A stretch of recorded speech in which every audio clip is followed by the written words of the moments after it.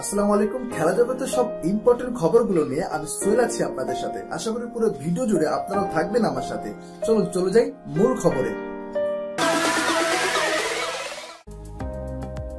Champions লিগের সেমিফাইনালে বার্সেলোনার বিপক্ষে লড়াইটা সহজ হবে না বলে মনে করছেন লিভারপুল কোচ ইয়র্গেন ক্লোপ। তবে প্রতিপক্ষ অধিনায়ক লিওনেল মেসিকে থামানোর কৌশল সাজাতে সময় পেয়ে খুশি এই জার্মান।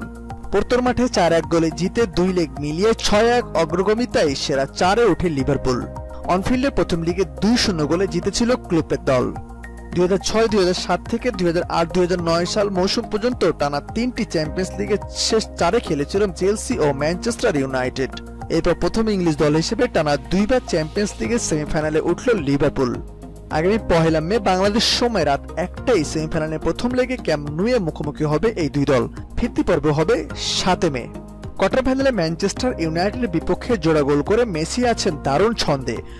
চলতি মৌসুমে সব প্রতিযোগিতায় মিলিয়ে এখন পর্যন্ত আর্জেন্টাইন তারকার গোল 45টি। 5 বারের বর্ষসেরা ফুটবলারকে থামানো খুব কঠিন হবে মেনেই পরিকল্পনা সাজাতে চান ক্লোপ। তিনি বলছেন, টানা দ্বিতীয়বারের মতো আমরা সেমিফাইনালে পৌঁছেছি। আমরা বার্সেলোনার বিপক্ষে খেলবো, হয়তো এটা খুব সহজ হবে না, তবে আমাকে এই নিয়ে ভাবতে হবে না। আর ঈশ্বরকে ধন্যবাদ দিই সেটা নিয়ে ভাবার জন্য। আমার হাতে আরো অনেক রাত রয়েছে এটা ভাবার জন্য। আমি মনে করি এখন পর্যন্ত সবাই এটা চেষ্টা করেছে, কিন্তু কেউ তা পারেনি। এরপরও আমরা চেষ্টা করব। আমরা এর অপেক্ষায় আছি, তবে বার্সেলোনা মুখোমুখি হওয়ার আগে আমাদের অনেক কাজ বাকি আছে। তাই প্রথমে এই ম্যাচগুলো খেলি, তারপর বার্সেলোনার জন্য প্রস্তুতি নিব।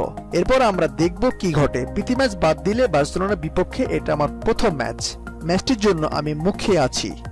আগামী রবিবার বাংলাদেশ সময় রাত 9টায় নিজেদের পরের ম্যাচে ইংলিশ প্রিমিয়ার লিগে কার্ডিফ সিটির মুখোমুখি হবে লিগ শিরোপা দৌড়ে থাকা লিভারপুল। খেলা জগতের সব ইম্পর্টেন্ট খবরগুলো পেতে আমাদের চ্যানেলটি সাবস্ক্রাইব করে পাশে থাকা বেল আইকনটি বাজিয়ে দিন। ধন্যবাদ।